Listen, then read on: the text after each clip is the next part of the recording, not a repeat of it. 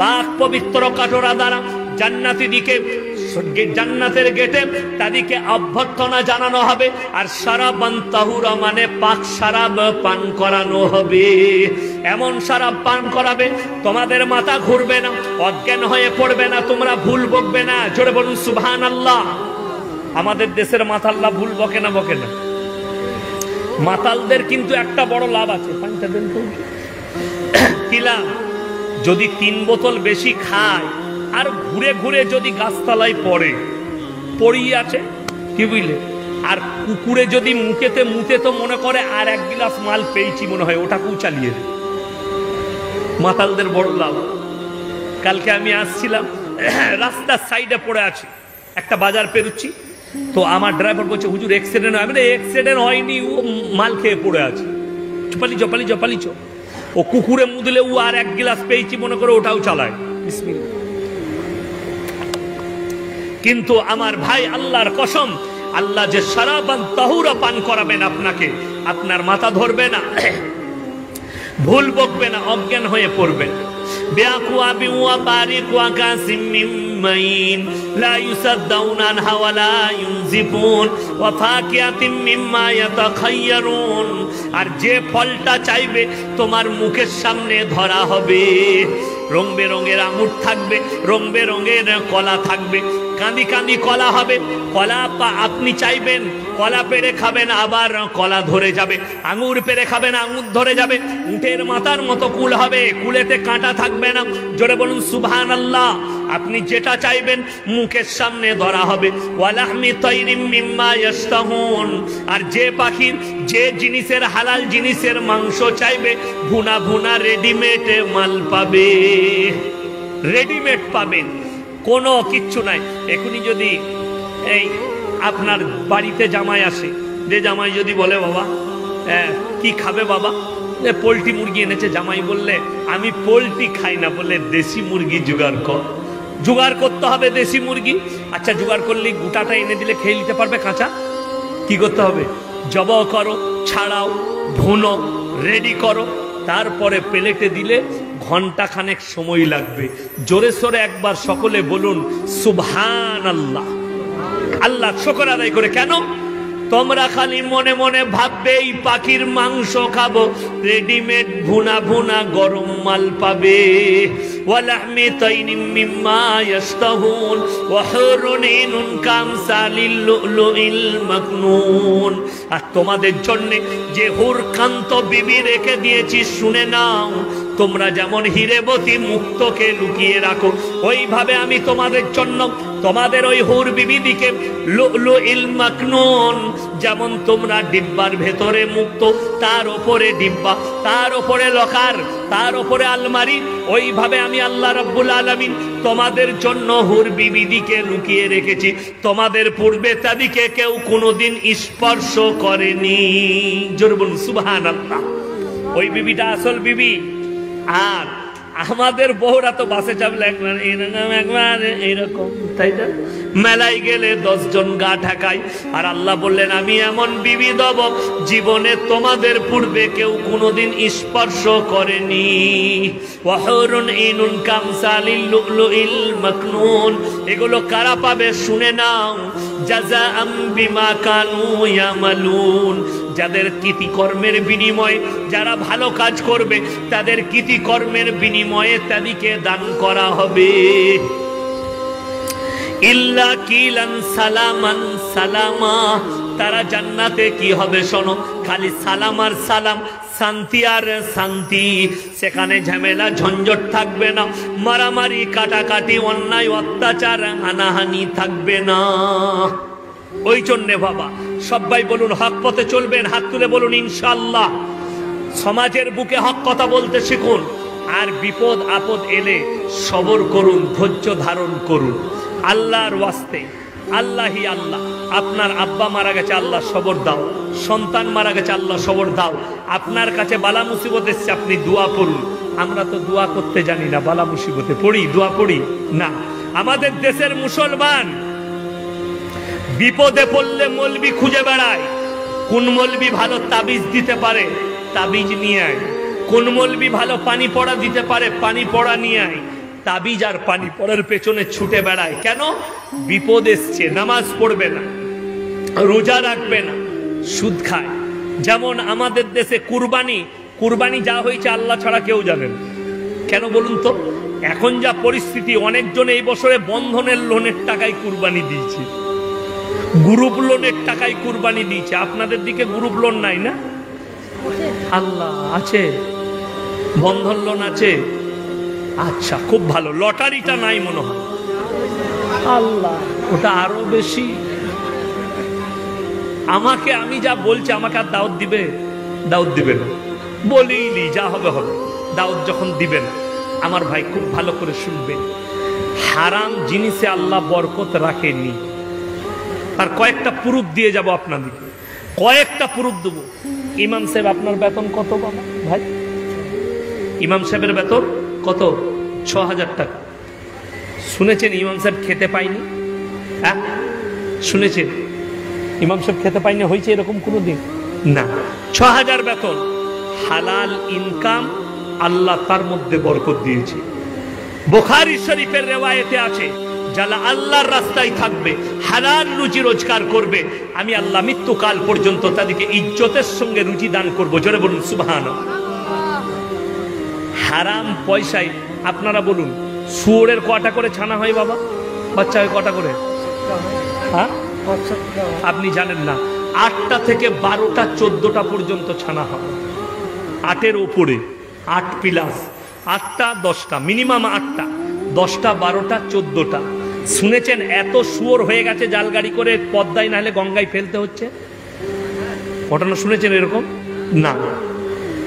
কুকুর খায় আপনাদের দেশে? কুকুরেরও 5টা 6টা করে বাচ্চা হয় না? হয় না? শুনেছেন এত কুকুর হয়ে গেছে, জালগাড়ি করে নিয়ে গিয়ে গঙ্গায় ফেলতে হচ্ছে? কোনোদিন না। কুকুর হারাম না হালাল বাবা? হারাম, বরকত নাই। শুয়োর হারাম না হালাল? হারাম, বরকত নাই। গরুর মাংস হালাল না হারাম? হালাল। গরু কটা করে বাচ্চা হয় বাবা বছরে? 1টা করে বাচ্চা। শুনেছেন হাটে আর গরু পাওয়া যাচ্ছে না? এই জোরে সোরে বলুন সুবহানাল্লাহ। যত খাবে তত বরকত পাবে। আমি হালাল করেছি, হালালের মধ্যে বরকত। হারামে তোমরা বরকত খুঁজে পাবে না, হালালের মধ্যে বরকত খুঁজে পাবে। লটারিতে যদি 1 কোটি টাকা পড়ে, তার বরকত তোমরা পাবে না, যেহেতু হারাম। তুমি যদি সুদ খাও, সুদের পয়সায় তুমি বরকত পাবে না। শুনেলেন, যারা সুদের ওপরে পয়সা খাটায়, যারা সুদ খায়, 1 টাকা যদি কেউ সুদ খায়, নিজের মায়ের সঙ্গে 70 বার ব্যভিচার করার সমান গুনাহ হবে। আপনি সুদ কি করে খান? আপনি লটারি কি করে কাটেন? আল্লাহর প্রতি বিশ্বাস নাই। হালাল রুজির সন্ধান, 50 টাকা রোজগার করুন আমার ভাই। ডাল আলু খাবেন, ডাল আলু যে ডাস্টবিনে কুড়িয়ে শহরে খায়, রাতের বেলায় যখন বড় লোকেরা ঘুমিয়ে যায়, যে রোডের ওপরে বসে থাকে সেই ভিক্ষুকটা গিয়ে বড় লোকদের ডাস্টবিন থেকে সেই খাবারগুলো তুলে তুলে বেছে বেছে খায়। সে মরে যায় না বেঁচে থাকে? বেঁচে আছে, তার জীবনটা চলে না? চলে না? চলে।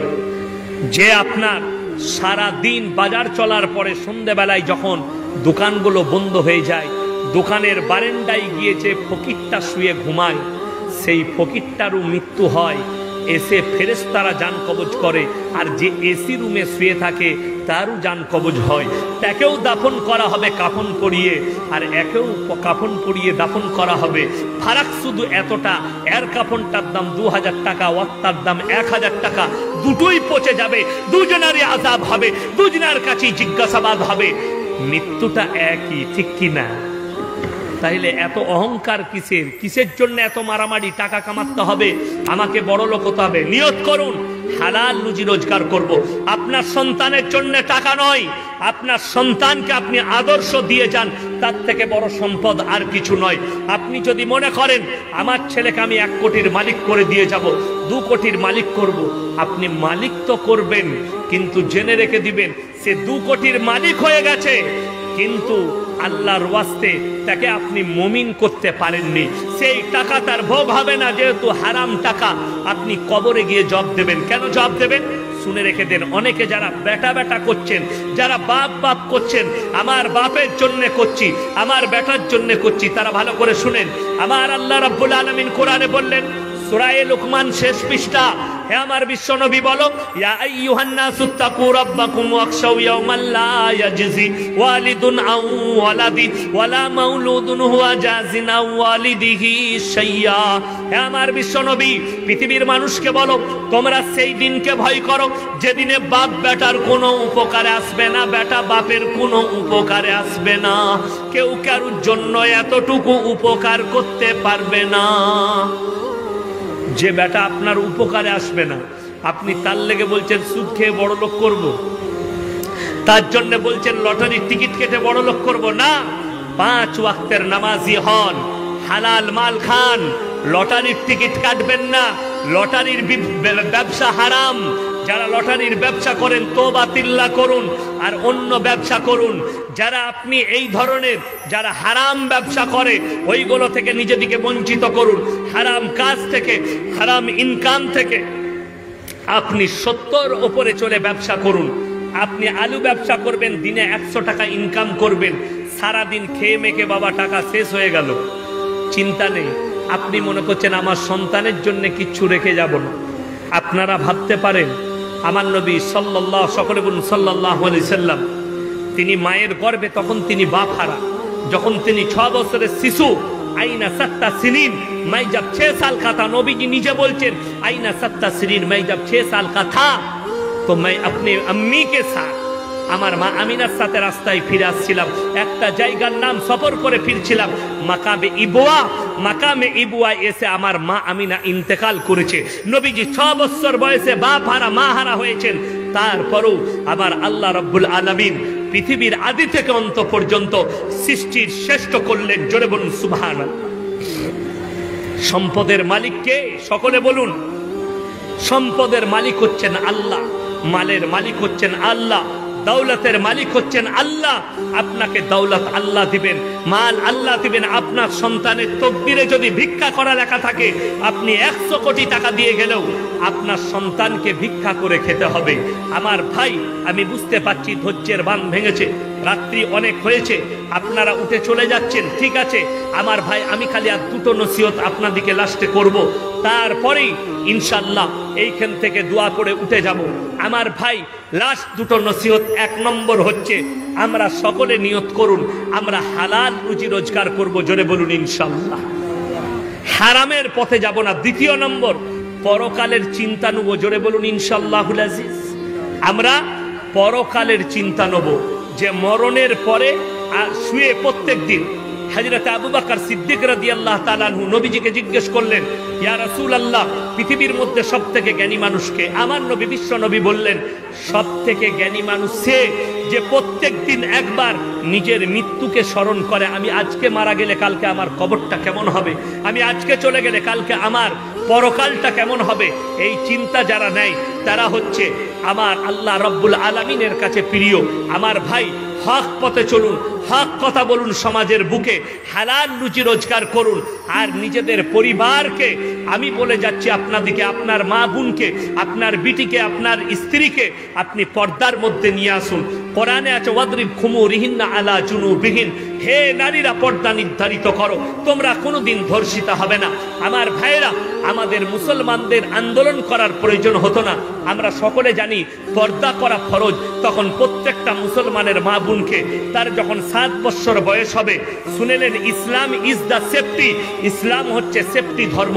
আপনার মেয়ের 7 বছর বয়স হলে আপনাকে 2টো কাজ, আপনার সন্তান এবং সন্ততি, মেয়ে এবং ছেলে যাদের আছে, 7 বছর বয়স হলে 2টো কথার উপরে আমল করতে হবে আপনাদিকে। কটা বললাম বাবা? 2টো। একটা হচ্ছে তাদেরকে নামাজের তাকিদ দিবেন, নামাজ পড়তে যাও 7 বছর বয়স থেকে। বাড়িতে ওই বাচ্চা মেয়েকে পাশে দাঁড় করিয়ে নামাজটা শিক্ষা দেন, পাশে দাঁড় করিয়ে কোরআন শিক্ষা দেন। 2 নম্বর, একটা মেয়ে ছেলে যদি 7 বছর বয়স হয়, বাবার সঙ্গে তার বিছানা আলাদা করতে হবে। ইসলাম বলছে বাবার সঙ্গে বিছানা আলাদা করতে হবে।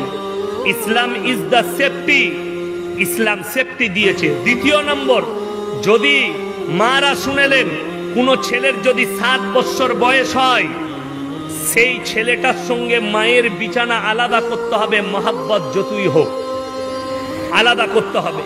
সে বাপের পাশে শুবে, কিন্তু মায়ের পাশে শুতে আর পাবে না। শরীয়ত সম্মত, যেহেতু ইসলাম বলেছে 7 বছর পরে, যেহেতু ছেলেটা যখন 8 বছর প্লাস হবে, তখন তার মধ্যে আল্লাহ সেন্স দেয় 9 বছরে পা দিলে বালিগান করিবা, বালিগ হব ছেলে এবং মেয়ে। 9.5 বছর পেরিয়ে গেলে তাদের শরীরের ওই জায়গা থেকে, লজ্জা স্থান থেকে বীর্যপাতের মতো পানি বের হয়ে আসে। তার যখন পূর্ণাঙ্গ 11 বছর হয় একটা মেয়ে, তখন সে, যার হরমোনের জোর থাকে, 10 বছরই বাচ্চা করার ক্ষমতা, বাচ্চা নিয়ে আসার ক্ষমতা রাখে। একটা 12 বছরের একটা ছেলে 10 বছর প্লাস হলেই তার মধ্যে পূর্ণাঙ্গ যৌবন চলে আসে। ওই জন্যে আমার ভাই, বিছানা আলাদা করতে হবে তাদের কাছ থেকে, এটা মাথায় রাখবেন। আপনার সন্তানকে আপনি ভালো আদর্শ দেন, ভালো। আমাদের দেশের শিক্ষিতরা বলছে, কিছু মানুষ কি বলছে, মুসলমান মার খাচ্ছে শিক্ষা না অর্জন করার কারণে। ঠিক কি না? এই ভাষাটা বলছে না, বলেন? কিন্তু ফুল রং ভাষা, ভুল ভাষা কখনো নয়। যদি এটা সত্য হয়, তাহলে আমি বহরমপুর টাউনে কারা বাস করে? মুর্শিদাবাদে চাষিরা না শিক্ষিতরা? চাকরিজীবীরা বাস করে, তাই না? কলকাতা টাউনে চাকরিজীবীরা বাস করে। আপনাকে দেখিয়ে দেবো 100টা ডাক্তার, 100টা মাস্টার, 100টা IPS অফিসার নিজের মা বাবাকে বৃদ্ধাশ্রমে রেখে এসছে, মা বাবাকে ভাত দেয় না। আপনি বলছেন শিক্ষা অর্জন করলে মানুষ হয়ে যাবে? না, আদর্শ দিতে হবে। আপনারা জানেন, পৃথিবীর বুকে আলেমরা বলবেন না, মৌলবীরা বলবেন না, সর্বপ্রথম যিনি আজান দিয়েছিলেন তিনি কে? পৃথিবীর সর্বপ্রথম যেদিনে আজান শুরু হয়, যিনি আজান দিয়েছিলেন তিনি কে? হযরতে বেলালে হাবশী রাদিয়াল্লাহু তাআলা আনহু। আলেমরা বসে আছেন, হযরতে বেলালে হাবশীর রিওয়ায়েতে একটাও হাদিস নেই। কেন নেই? কিতদাস মসজিদে নববীতে ঝাড়ু লাগাতেন, লোকের বাগানে কাজ করতেন। তিনি খালি একটা কথা বলেছেন, আমার ভাষার সঙ্গে নবীজির ভাষার খাপ খাবে না বলে আমি হাদিস বর্ণনা করিনি। এটা হচ্ছে হযরতে বেলালের ভাষা। বেলালে হাবশী রাদিয়াল্লাহু তাআলা আনহু অশিক্ষিত ছিলেন, কিতদাস ছিলেন, নবীজির কালিজার টুকরা ছিলেন। নবীজি দাস্তারখানে বসলে বেলালকে বলতো, বেলাল তুমি আমার দাস্তারখানে না বসলে আমার দাস্তারখান অসম্পূর্ণ। কিন্তু হযরতে বেলালে হাবশী প্রথম আজান দিয়েছেন। আদর্শ ছিল, আদব ছিল, আখলাক ছিল, চরিত্র ছিল। ওই জন্য আল্লাহর কাছেও প্রিয়, আমার রাসূলের কাছেও প্রিয়। আমার ভাই, মাথায় রাখবেন, শিক্ষা নয়, অনেক ডাক্তারকে দেখিয়ে দেবো, অনেক মাস্টারকে দেখিয়ে দেবো, অনেক প্রফেসরকে দেখিয়ে দেবো, মুসলমান ঘরের ছেলে নামাজও পড়ে না, নাস্তিকের মতো জীবন যাপন করছে। করে না? করে না? নাস্তিকের মতো জীবন যাপন। আল্লাহ হেফাজত করুন।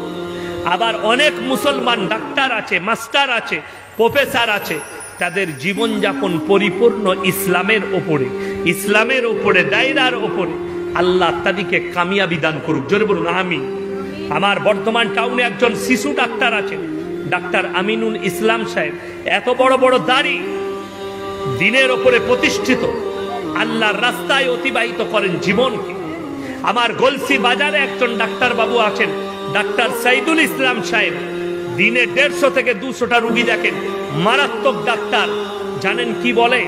যখন মুসলমান পেশেন্ট যায়, রুগী যায়, ওষুধ দেওয়ার পরে জিজ্ঞেস করে, বাবা কি করো? বললে চাষি লোক বাবা, চাষি, চাষ করে খান। আচ্ছা আচ্ছা, লোকের বাড়িতে কাজ করেন? ফি লাগবে না বাবা, ফি লাগবে না, যাও। জিজ্ঞেস করে, বাবা নামাজ পড়ো? জি না। নামাজ পড়বে, আল্লাহ শিফা দান করবে। দাওয়াত দেয়, ওই চেম্বারে বসে দাওয়াত দেয় নামাজের জন্য। জোরে বলুন সুবহানাল্লাহ। এ হচ্ছে আদর্শবান ডাক্তার। আর আপনাকে দেখিয়ে দেবো, আবার আমার বর্ধমানেই আছে, আপনি চিনতেই পারবেন না এটা মুসলমান না নেমোকারাম, কুকুর না গরু না ছাগল, বুঝতেই পারবেন। অথচ মুসলমান ঘরের ছেলে, মুসলমান ঘরে জন্ম নিলে মুসলমান হওয়া যায় না। ঈমান আনতে হয়, ইসলামের উপরে প্রতিষ্ঠিত হতে হয়। আমার নবীজির হাদিস আখলাক এবং চরিত্রের উপরে প্রতিষ্ঠিত হওয়ার নাম হচ্ছে মুসলমান, এমনি নয়। আল্লাহ তাআলা আমাদের সকলকে হেফাজত করুন। আজকের জলসাকে আল্লাহ কবুল করুন। যে ভাইয়েরা আজকের এই তবলিগি জলসা মেহনত করে নিজেদের টাকা পয়সা খরচা করে যারা জলসা দিয়েছেন, আল্লাহ তাদের জানের মালের হেফাজত করুক, তাদের কারোবারে আল্লাহ বরকত দেখ, তাদের রুজি রোজগারে আল্লাহ বরকত দেখ। আমরা যারা বসেছি আল্লাহ যেন আমাদের সকল মুসলমানের জানের মালের আবরু ইজ্জতের আল্লাহ হেফাজত করে, জোরে বলুন আমিন। আমাদের দেশে ভারতবর্ষে অনেক রাজ্যে, গুজরাটে বন্যা হয়েছে, মহারাষ্ট্রে অনেক জায়গায় বন্যার পরিস্থিতি নিয়েছে, কেরলে বন্যা, আসামে বেশি অবস্থা খারাপ, এবং বাংলাদেশের সিলেটের মানুষরা অনেক কষ্টের মধ্যে আছে বন্যায়। আল্লাহ তুমি এই মানুষটিকে তুমি হেফাজত করো, জোরে বলুন আমিন। আল্লাহ গুজরাটের মানুষ থেকে মুসলমান দিকে সমস্ত ভাইকে, আমাদের ভারতবাসীকে তুমি হেফাজত করো। আমাদের ভারতের প্রত্যেকটা মানুষকে আমাদের মধ্যে মিল মহব্বত প্রেম প্রীতি ভালোবাসা দান করো। দোয়া করবেন আল্লাহ যারা ইসলামকে মিটাতে চাইছে তাদের তকদিরে ঈমান লেখা থাকলে ঈমান দাও, তা না হলে পৃথিবীর মানচিত্র থেকে মুছে দাও, জোরে বলুন আল্লাহুম্মা আমিন। আর দোয়া করবেন আল্লাহ আমাদের বাপ দাদা যারা চলে গেছে আল্লাহ তাদেরকে জান্নাতবাসী করো, জোরে বলুন আল্লাহুম্মা আমিন। এই দোয়া নিয়ে আপনাদের কাছ থেকে আমি অধম ইয়াসিন, আমি আমার মাদ্রাসার শিক্ষক, পুরসা মাদ্রাসার আমি একজন সাধারণ শিক্ষক, আমার আব্বাজির মাদ্রাসার আমি শিক্ষক। আমার ভাই আমার মাদ্রাসার জন্য আপনারা দোয়া করবেন, আমি আপনাদের জন্য দোয়া দিয়ে যাই, আপনাদের পরিবারের জন্য দোয়া দিয়ে যাই। আজকের সভাপতি সাহেব যিনি আজকে আপনাদের ইমাম সাহেব, ইনার জন্য খাস করে দোয়া দিয়ে যাচ্ছে, আল্লাহ ইনার হায়াত দ্বারা স্বরূপ, জোরে বলুন আল্লাহুম্মা আমিন। আর দ্বিতীয় নম্বর লাস্টে খালি আমি একটা কথা অনুমতি নিয়ে বলছি শেষ করার আগে। আমার ভাই আজকে একটা রাজমিস্ত্রি লিভারের বেতন হচ্ছে 300 টাকা 400 টাকা, তাই না? কত? 400 টাকা, 3 চেরে কত হলো? 12,000 টাকা। ক ঘন্টা ডিউটি করে বাবা? 8টাই ধরে 3টেই ছাড়ে, তাই না? 7 ঘন্টা। আর একজন আপনার মসজিদের ইমাম 24 ঘন্টা ডিউটি করে, তাকে যদি আপনি 400 টাকা দিনে বেতন না দিতে পারেন, এর থেকে দুঃখ আর কিছু নাই। মসজিদে মাঠবেল করছে, এসি লাগানো হচ্ছে, কিন্তু ইমামকে 10,000 দিতে গেলে গায়ে বাজছে। আপনাদের এখানে এই মসজিদের আন্ডারে কতগুলো ঘর আছে? 250 ঘর। আল্লাহু আকবার। 100 করে টাকা দিলে কত হবে? 25,000। আপনাকে 25,000 লাগবে না, 50 করে দিলে কত হবে? 12,500 টাকা। আপনারা ঘর পেছু যদি ইমামকে 50 টাকা না দিতে পারেন, এর থেকে দুঃখর আর কিছু নেই। ইমাম সাহেবের সাথে আমার দেখা হয়নি, আমি এসার পরে ঢুকেছি, তাই না? ইনি স্টেজেই ছিলেন, ইনার বায়ান হয়েছে, বেচারা তখন থেকে বসে আমাদের খিদমত করে যাচ্ছে। সভাপতি সাহেব, স্টেজ পরিচালনা, আমি দেখলাম এই প্রথম, আমি অনেক চর্চা করেছি, যে সভার শুরু থেকে শেষ পর্যন্ত একটা মানুষ এই রাত 1:30 পর্যন্ত বসে আছে। আল্লাহ ইনার হায়াত তারাস করুক। এইসব মানুষের জুতো সুজা করবেন, কাজে লাগবে। বিজ্ঞ মানুষ, আমি এসে ইনার বক্তব্য শুনেছি। এরকম মানুষকে মূল্য দেন। 50 টাকা আপনাদের কিছুই নয়। আপনি চা পানিতে, আমাদের দেশের লোক তো বিড়ি পর্যন্ত ছাড়তে পারেনি, অনেক খায় না বিড়ি, খায় না বিড়ি খায়, সিগারেট খায়। এই হারাম জিনিসগুলো আপনি খেতে পাচ্ছেন, আর ইমামকে 50 টাকা যদি না দিতে পারেন, আল্লাহর কাছে কি জবাব দিবেন? আমার ভাই আফসোস। ইমাম সাহেব, অনেকজন মুসলমান বিয়েতে ডিজে বক্স বাজায়, বেটার বিয়েতে, বিটির বিয়েতে, কিন্তু ইমামকে 500 টাকা 1000 টাকা বিয়ে পড়ানো দিতে গেলে এদিকে লজ্জা লাগে না?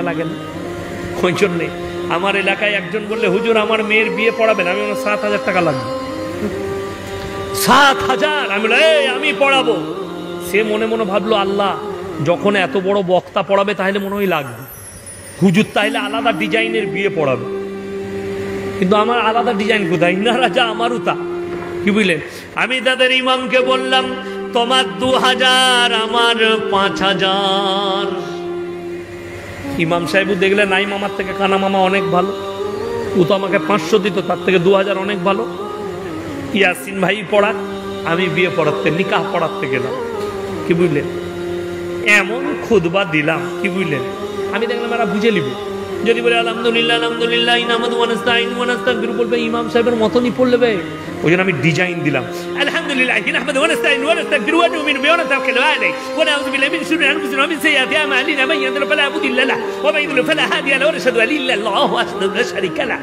তারা বলে দারুণ পড়বে, আমাদের ইমাম পড়তে পারে না। আমরা ডিজাইনের দাম 7000। বুঝতে পেরেছেন না পারেননি? আমাদের দেশে ডিজাইনের দাম, ইলমের দাম নাই। ইনি যে কিতাব কোরআন পড়েছেন, আমিও সেই কোরআন পড়েছি। ইনি যেরকম মৌলবি হয়েছেন, আমিও হয়েছি, কিন্তু তোল ভাও আলাদা। আমাদের দেশে ইমামকে মূল্য দিতে পারি না। আল্লাহ তাআলা আমাদিকে আলেমদিকে সম্মান করার, ইমামকে যথেষ্ট মূল্য দেওয়ার আল্লাহ আমাদিকে তৌফিক দান করুক। বলুন আমিন সুম্মা আমিন। ওয়া আখিরু দাওয়ানা আনিল হামদুলিল্লাহি রাব্বিল আলামিন। আমি অনুরোধ করব লাস্ট দোয়াটা ইমাম সাহেব পড়িয়ে দিবেন। আসসালামু আলাইকুম। আপনি দোয়াটা করবেন, পানিটা দেন।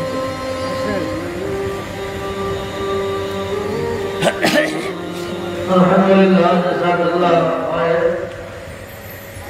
মহারাজ সাহেব খুব সুন্দর আলোচনা করছিলেন, কিন্তু রাত্রে অনেক বেজে 1টা 40 মিনিট। আমরা